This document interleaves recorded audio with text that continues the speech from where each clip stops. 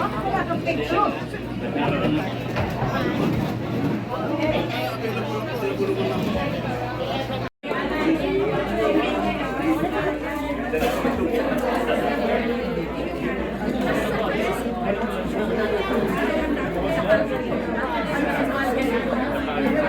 But thrown into the pool. Yes, thrown into her pool. So, okay, now I'm going to do the same announcement outside.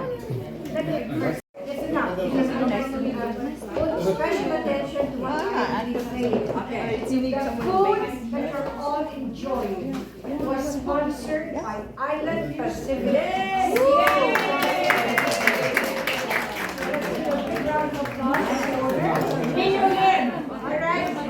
Alright, now, okay, I will make this announcement here because I want you to hear it. For those of you who are interested in buying Vice President Lenny's book, okay, it is here. We're going to do it after the service, after the ceremony, after all this. And what is the cost? $75 per book. $75 But per it's book. a beautiful book. There's the book. There it is. Tayo ang liwanag. Tayo ang liwanag. Can I also take that as my prop outside? Yes. Okay, tayo. Ako, bigat naman ito. alam mo, sa bigat, $100 nito. Okay. Tayo ang liwanag. Tayo ang liwanag. Walang paliwanag ito, ha? Kaya, magbilihin nyo. At huwag nyo pa uuwi ang sobra. Pag may sobra dito, ay naku, kawawa kayo. Alright, now, my last announcement, okay? If you forgot to write your check when you came in, it's not too late. Okay? We will wait outside at registration. Alright. Okay. It's going to be signed especially for you, and it is $75. Do I hear a sigh? No. You know, it is really about 75 pounds.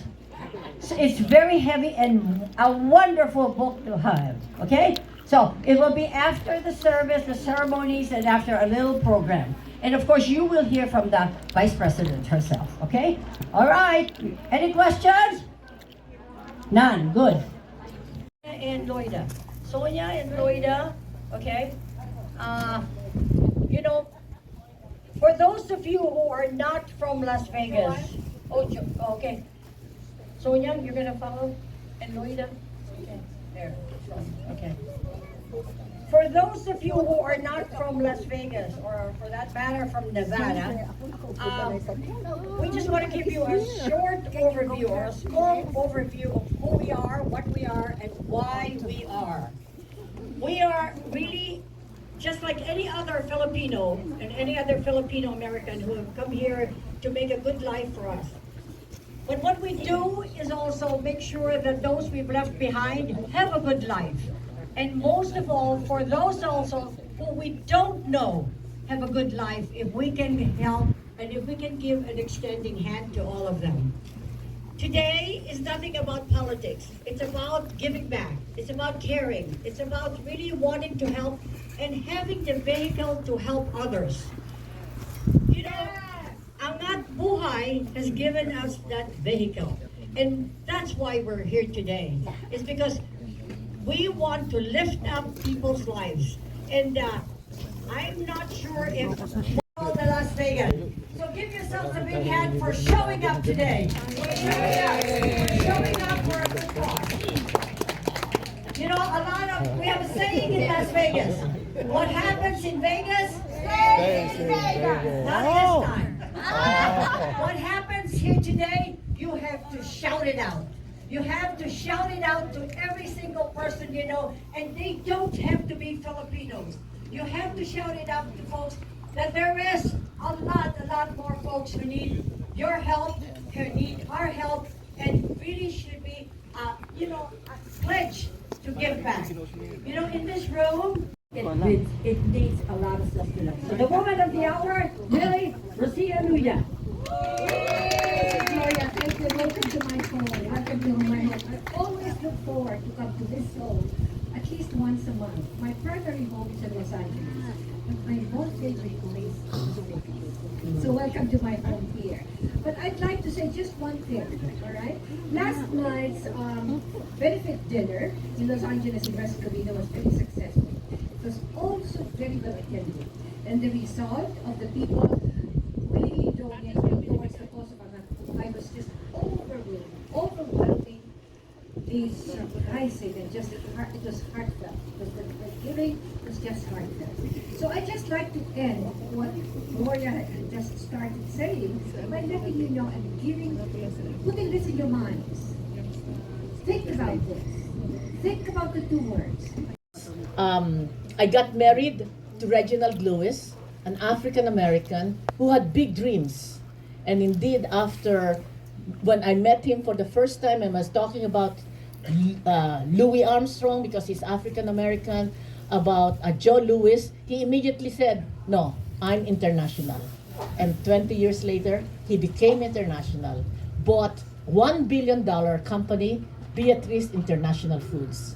And because he is the star, I am quiet.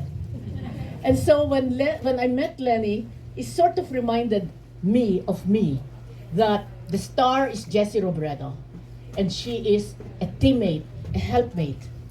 And so in 2013, when the tragedy happened, and the helicopter where Jessie Robredo was flying to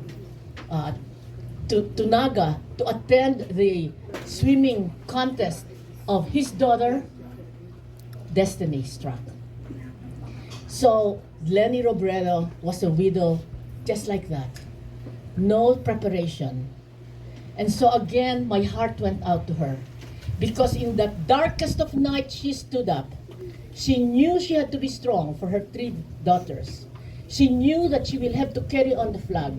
And so, even in the darkest of night, the people asked her, please be our representative to knock over the dynasty of Villafuerte. She did it out of duty. And she won 83 to whatever.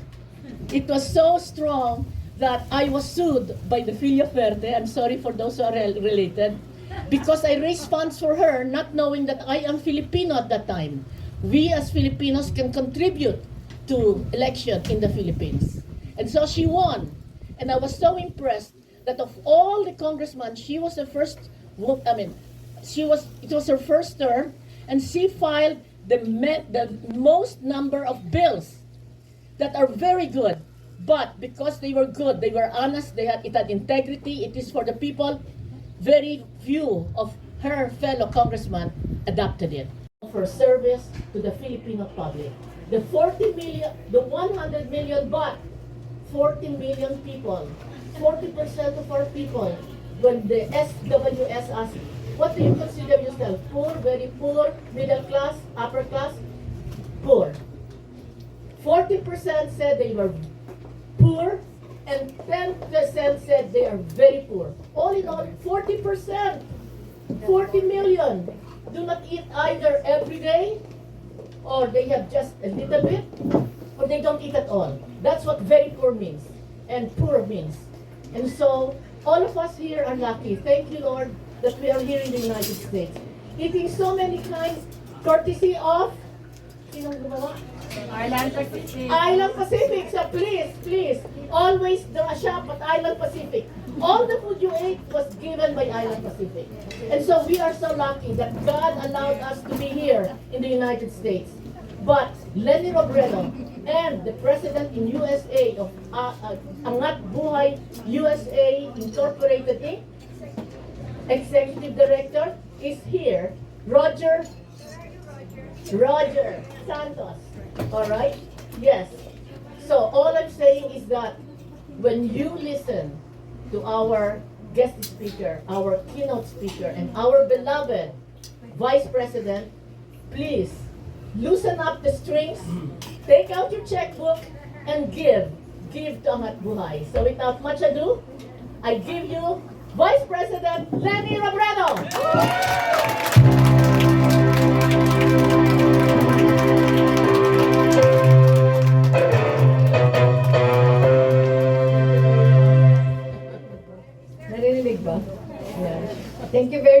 Ma'am Loida, for the very generous introduction. And thank you, Rocio, for opening your house for all of us this afternoon and for organizing. Thank you, Gloria, for being a very passionate and very able lead for this Las Vegas fundraising event. Marichu also. Thank you, Marichu.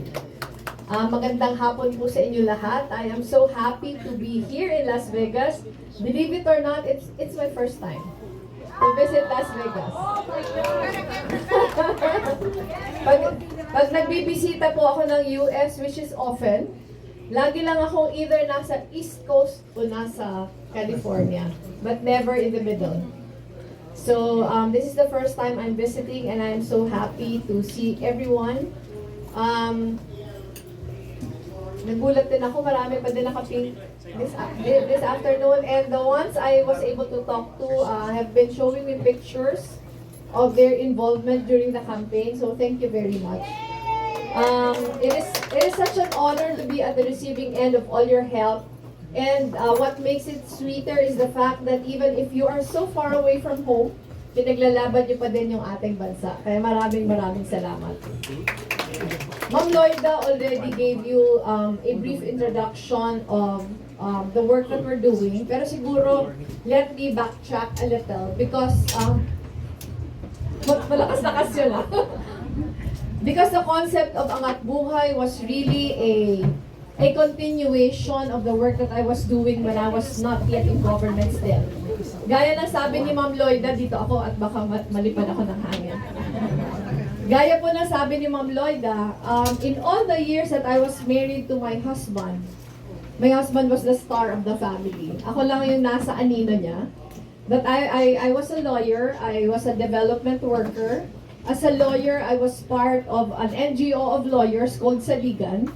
And yung ginagawa po namin sa Saligan, we have been helping the most marginalized be represented in court. So, when I talk of the most marginalized, I refer to the farmers, fisher folks, indigenous peoples, urban poor, women and children, laborers. So yun yung aming kliyente for a long time.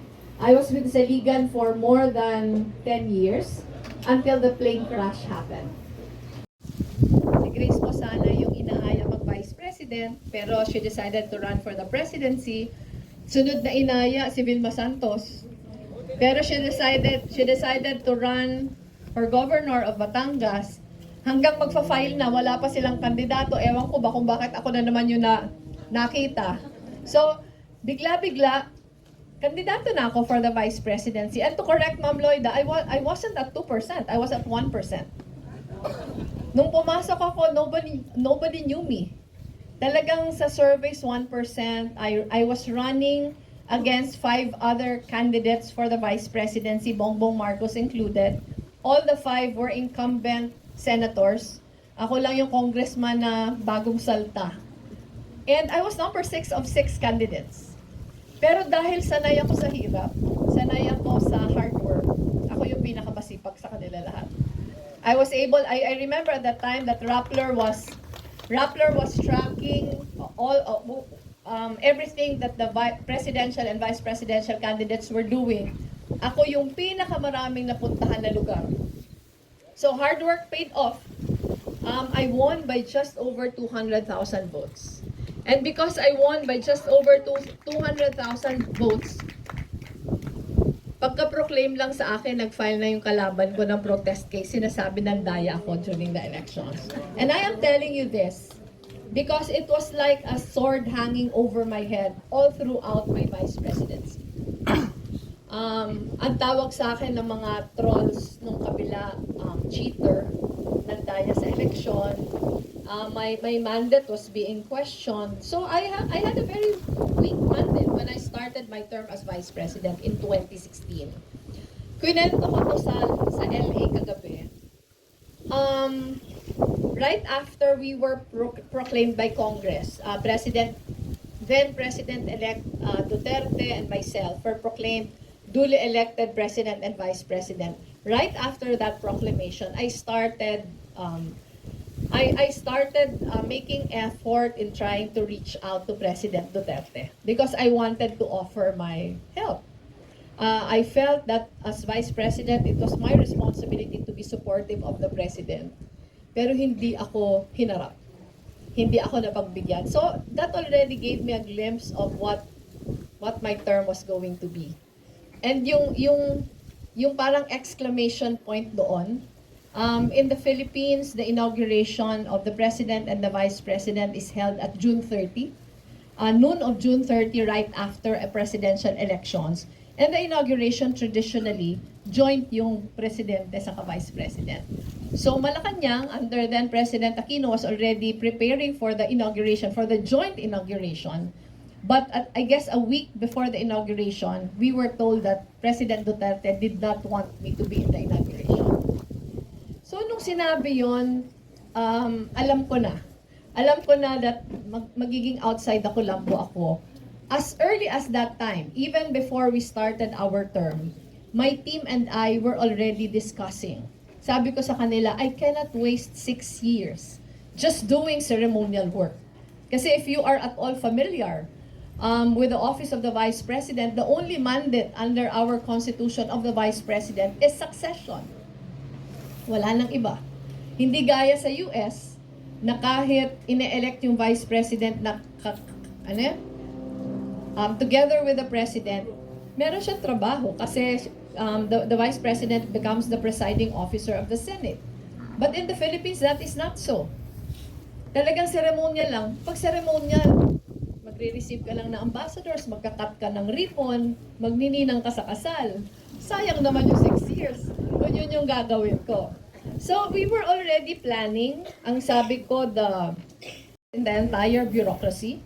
If you look at our budget, pang sweldo lang siya ng empleyado. Pang sweldo siya and operations of the office.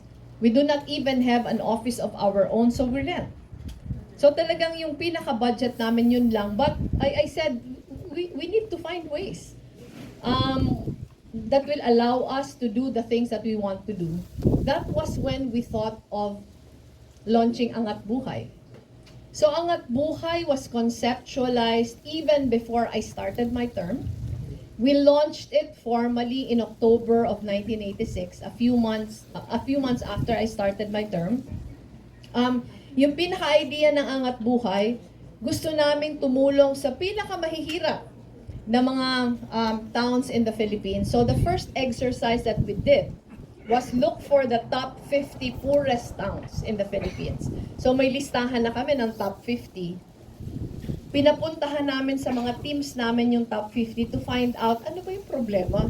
Bakit ba ang hihirap ng mga lugar na to? So just to share with you, one of the towns that we first visited was a town called Siayan in Zamboanga del Norte. I don't know if any one of you here is from Zamboanga del Norte, but Siayan is a small town south of Dipolo. Pero siya yung pinakamahirap na town for many years in the Philippines. So our team went there to find out, what was the cause of why this town was so poor. And one of the things that we discovered is that there was a very high, one of the highest in the Philippines. There was a very very high dropout rates of high school students. Ang taas-taas ng dropout rates ng high school students. And when we tried to find out why that was so, we discovered that a lot of high school students would drop out because they would need to walk 3 to 4 hours each way every day just to go to school. So, sinubukan naming sundan, hindi ako, pero yung team na pumunta, sinubukan nilang sundan, sabi nila 3 hours lang pala, kayang-kaya namin kasi mga hikers kami. So, sinundan nila yung mga estudyante, ang hindi nila alam, hindi pala yun basta hike lang, pero they would have to cross many rivers, they would have to cross broken hanging bridges, they would have, parang ano talaga, parang nagra-rock climbing yung iba just to reach school. The situation was so dire that we tried to brainstorm, paano ba natin sila matutulungan? And we thought of building a dormitory. We thought of building a dormitory inside the public high school in Siayan.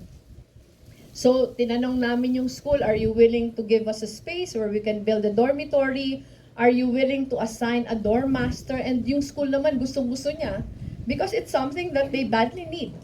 So the very first dorm that we did was a boys' dorm inside the public high school in Siayan.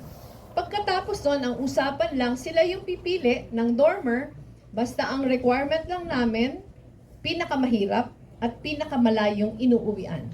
For Christ. Roger is based in New Jersey. Pero we got wind of what Angkop USA was doing in the Philippines, and we pitched the project sa Angkop USA, and they said, yes, we'll build one dorm. So one of the dorms in Sumilo, Bukidnon was built by Angkop USA. Roger went during the groundbreaking ceremonies. The other dorm, kasi dalawa din, boys and girls dorm, Rotary Club of Makati naman. And you know, the results were the same. After the dorms were built, the improvement in dropout rates became very dramatic.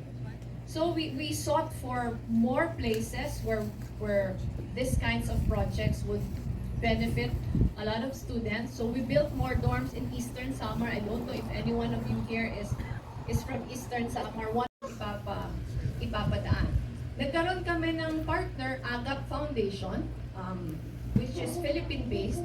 Sila yung nagmamanage ng construction. And one of the things we discovered was, totoong marami nagbibuild ng classrooms, pero kami yung pinakamurang classroom na binibuild na pinakamaganda. Ang one classroom that we built costs 800,000 pesos. And you compare that with the cost of one classroom. Pag gobyerno yung nagpapagawa. Pag gobyerno yung nagpapagawa, between 2 to 3 million. So, in fact, recently nag-uusap kami ni Rafi Magno, our executive director. May nakita kaming project na ang cost 30 million pesos, pero 8 classrooms lang. So, mga 3.6 million pesos. Kinikwenta namin, base sa cost namin, sabi namin, yung 30 million niya, they were able to build, gobyerno to, they were able to build 8 classrooms. Kung binigay yun sa atin, 37 classrooms ang mabibili namin. So, but people don't realize the cost of corruption. Sa Pilipinas, dahil patronage politics ang umiiral, ang mindset ng tao, di bale ng corrupt, marami namang project. O di bale ng corrupt, nalalapitan ko naman pag may kailangan ako. O di bale ng corrupt, nung nagkasakit yung nanay ko, tinulungan ako. And that's what we have to contend with as we're doing Angat Buhay. Pero let me backtrack a little again. It seems easy, but it's not. When we first conceptualized Angat Buhay, we wanted Angat Buhay dahil nga wala kaming pera. We wanted Angat Buhay to be a platform for collaboration between communities needing help and organizations wanting to help. Pero ang question, bakit naman ipapadaan pa sa atin ng organization, di ba? Bakit sila magugustong ipadaan pa sa atin? So, it was very clear to us, it was very apparent to us that, you know, we have to build a certain kind of reputation para kami yung maging conduit.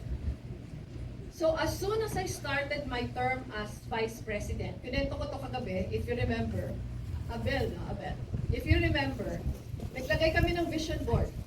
Ano yung mga gusto natin i-achieve during our first year? And one of the things that we wanted to achieve first is get an ISO certification.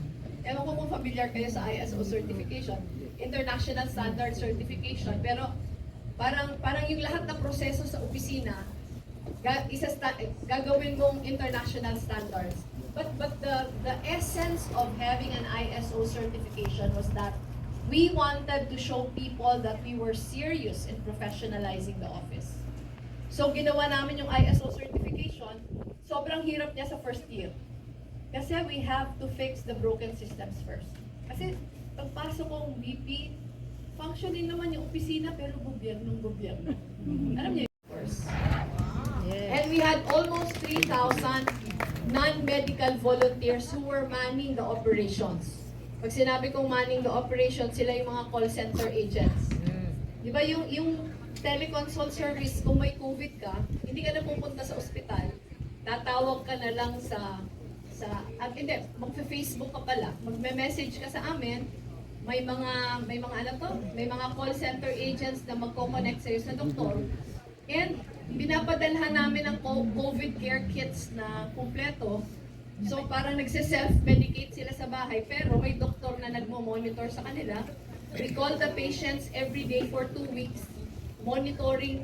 Pati kami, alam ko na yung lahat ng mga vital signs, kung ano yung mga, kung kailangan nang dalhin sa ospital. After a month, we were able to serve 56,000 patients. So diba, the power of volunteerism, the power of collaboration, we could not have done it ourselves. Diba? Kahit pa masipag kami, kung walang doktor na magbo-volunteer, wala kaming magagawa. Kung kahit may doktor, kung walang magbo-volunteer na call center agents, wala kaming magagawa. Ito Angat Buhay volunteers. And we have Angat Buhay volunteers now all over the country. We are well on our way na talagang Angat Buhay will be the biggest volunteer network all over the country. So because of this, Rafi and I and the entire Angat Buhay team, we have been going around the country upon the invitation of the volunteer groups during the campaign who are now Angat Buhay partners. And masaya siya in the sense na this was what we lacked coming into the 2022 elections. Nung nagkandidato ako noong 2022, basta lang ako nagkandidato. Pero wala tayong grassroots organizing. But this time we have. You know, I think Roger, are you here? Where's Roger? Roger, why don't you swim across the